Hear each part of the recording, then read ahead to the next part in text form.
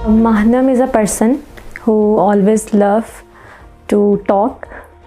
वैसे I am introvert by personality और I always love to help people और by profession definitely I am HR, so it's a part of my role कि मैं लोगों को help कर रही हूँ. And secondly I always love to work in a environment जहाँ पे मुझे थोड़ा सा अच्छा जो है ना एक फ़न एनवायरनमेंट मिले. सो मैं कभी भी चुप करके काम नहीं कर सकती. So I always disturb my colleagues और जो जूनियर्स बैठे होते हैं उनको भी तंग कर रही होती हूँ. घर में मैं बहुत ज़्यादा चाइल्डिश बिहेवियर करती हूँ और वैसे क्योंकि definitely here I am a professional, थोड़ा सा मुझे प्रोफेशनल भी होना पड़ता है और बहुत ज़्यादा हंसती हूँ मैं तो it's a part of my personality.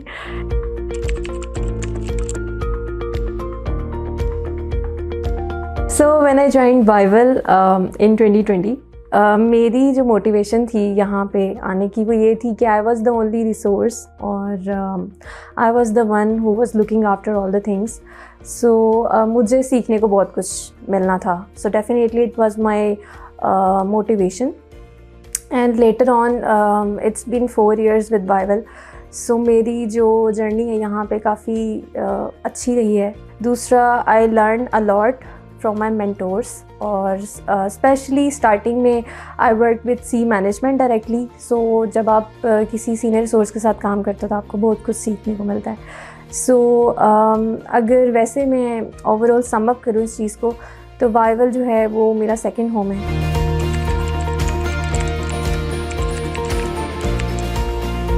मेरा पर्सपेक्टिव ये है कि HR is a backbone of the company और व्हेन यू इंटरेक्ट और जब आप कहीं भी अप्लाई करते हैं तो HR इज़ अ वन जिसके साथ आप इंटरेक्ट करते हैं. अगर मैं अपनी बात करूं तो मैंने काफ़ी स्टीरियोटाइप्स को तोड़ा है इन माय फैमिली और इवन इन टेक कंपनीज़ अगर आप देखें या किसी भी कंपनी में आप देखें तो ये जिस कंपैरिजन में आ जाती है कि ये फ़ीमेल है और ये मेल है. सो वो चीज़ें आपको काफ़ी फेस करनी पड़ती है. But eventually if you are strong, if you have skills, तो ये स्टीरियोटाइप्स भी जो है वो ख़त्म हो जाते हैं. You have to make sure कि आप जो भी बता रहे हैं वो सही बता रहे हैं. और एक कंपैरिजन में अगर आप जा रहे हैं किसी मेल के साथ भी अपने ही जेंडर में, सो आपकी स्किल सेट जो है वो इस लेवल का है कि आपको कोई भी उसमें जो है वो चीज़ नहीं कर पा रहा.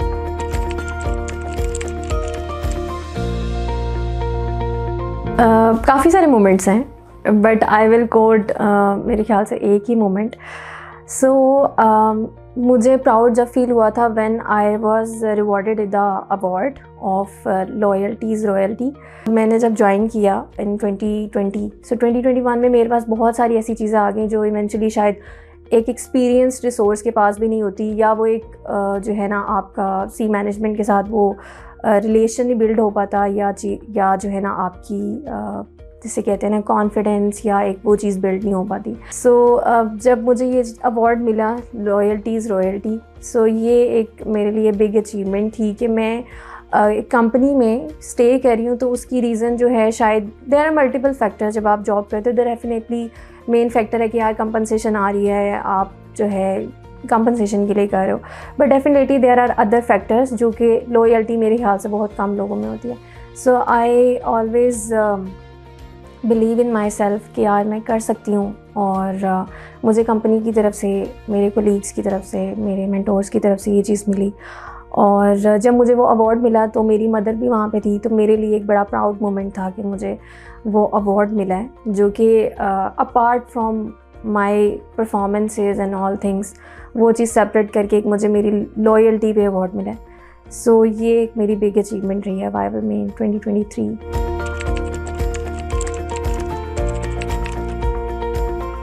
When you are in a company और आप HR हो तो आपको बहुत सारे लोगों से मिलना है. कुछ आपके एम्प्लॉयज़ हैं, कुछ आपके आउटसाइडर्स हैं, मैनेजमेंट है. सो हर किसी का अपना पर्सपेक्टिव है, हर किसी का अपना माइंडसेट है. So when you are good in a people management तो मेरे ख्याल से आप लोगों को अच्छे से डील कर सकते हो, अपने आइडियाज़ शेयर कर सकते हो, उनका पर्सपेक्टिव लेके एक बेटर डिसीजन या बेटर स्ट्रेटजी की तरफ जा सकते हो.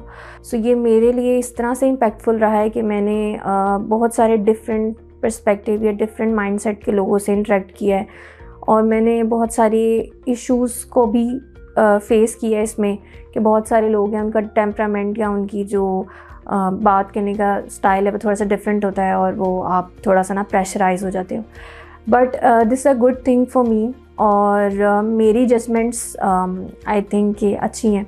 अब मैं तारीफ़ नहीं करी अपनी, बट ये है कि ये मुझे कॉम्प्लीमेंट मिला है फ्रॉम माय मेंटोर्स कि तुम्हारी जजमेंट्स अच्छी हैं।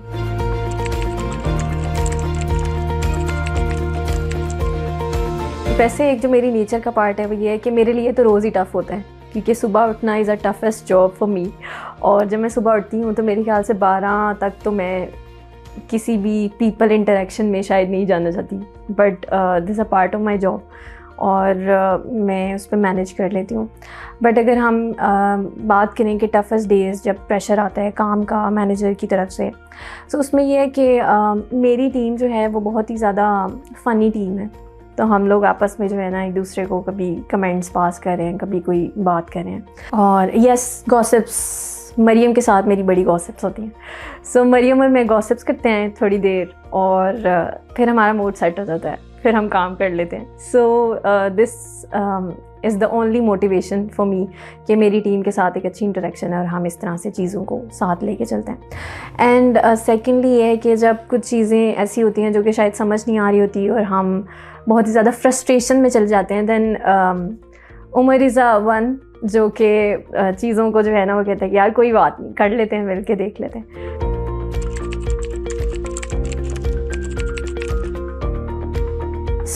मैं मैट्रिक में थी तो मेरे फ्रेंड्स ने मुझे काफ़ी फोर्स किया कि तुम गुनगुना रही होती है, तुम्हारी आवाज़ अच्छी है। And one of my best friend जिसने मुझे कहा, मैंने गाना जो है ना इवेंचुअली इन्हें सुनाया तो मेरी बड़ी तारीफ़ हुई।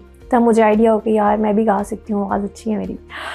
And secondly relevant to sketching, मैं जब मुझे बिल्कुल भी ड्राइंग करना अच्छा नहीं लगता था और हमेशा से मुझे जो है ना वो डांट पड़ती थी ड्राइंग के लेक्चर में कि यार तुम क्या बातें करती रहती हो, बहुत ही बोलती हो। जब मैंने डांट खा के स्केचिंग करना शुरू की, ड्राइंग करना शुरू की, मेरी कलरिंग बहुत प्यारी थी और मेरे लिए रोज़ जो है ना क्लास में क्लैपिंग होना शुरू होगी। क्या हुआ एकदम से, तो मुझे रियलाइज़ हुआ कि यार ये भी मेरे अंदर स्किल है, तो मैं स्केचिंग भी करती हूँ। अगर मैं HR ना होती मैं सिंगर या फिर आर्टिस्ट होती।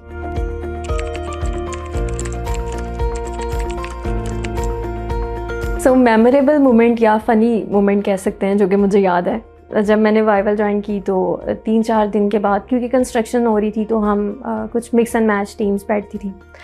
मेरे साथ अत्थर बैठते थे, एडमिन मैनेजर, और मेरे मैनेजर बैठते थे और पीछे कभी कभी सर अंजुम आके बैठ जाया करते थे। मुझे नहीं पता था, क्योंकि मुझे जो है ना साथ काम करते हुए मैं गाने सुन रही होती हूँ अक्सर।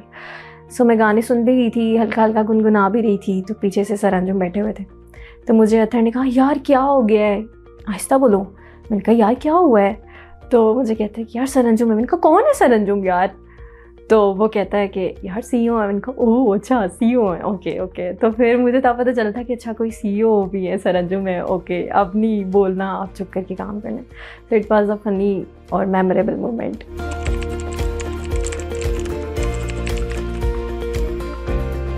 मेरी एडवाइस ये है यंगस्टर्स को, अगर वो HR की फ़ील्ड को परस्यू करना चाहते हैं, तो उसके लिए ये है कि ये बिल्कुल भी नहीं माइंड में होना चाहिए कि HR कुछ भी नहीं करता और HR जो है इजी है तो हम HR में चले जाते हैं। HR में बहुत सारी चीज़ें कॉन्फिडेंशियल हैं, बहुत सारी चीज़ें आप जैसे कहते हैं ना डिप्लोमेसी, पॉजिटिव डिप्लोमेसी, वो चीज़ आपको पता होनी चाहिए। और दूसरा ये है कि आपका स्किल सेट होना चाहिए। अदरवाइज़ ये है कि जब आप मार्केट में जाते हैं, there are lot of HRs और there are lot of students जो कि एक रोल उन्होंने ले लिया हुआ है, but they don't even know about HR के बेसिक्स हैं क्या। HR में बहुत सारी चीज़ें हैं, बहुत सारी फंक्शंस हैं, बहुत सारी स्ट्रैटेजीज़ हैं जिस पे आपको देखना पड़ता है, क्योंकि डेफिनेटली आप एक डिसीजन मेकिंग रोल पे होते हैं। आप हायर कर रहे हैं, आप लोगों की कॉन्फ्लिक्ट्स रिजॉल्व कर रहे हैं, आप लोगों को रिवॉर्ड मैनेजमेंट साइड पे देख रहे हैं। अगर एक पर्सन के पास वो स्किल सेट ही नहीं होगा तो वो उस तरह से चीज़ों को, डिसीजंस को ले ही नहीं पाएगा और इवेंचुअली क्या होगा कि एक डिसीजन आपका गलत हो जाएगा। मेरी यही सजेशन है कि अगर आप लोग इस फील्ड में आना चाह रहे हैं, कोई भी यंगस्टर्स, वो इस फील्ड की नो हाउ लें और स्किल्स डेवलप करें। और उन्हें अगर लगता है कि वो पीपल मैनेजमेंट साइड पे अच्छे हैं सो आ सकते हैं। दूसरा ये कि रिक्रूटमेंट साइड जो है, technical recruitment is a main function जिसमें आप अपनी स्किल्स को डेवलप कर सकते हैं। सो येस, HR अच्छी फील्ड है।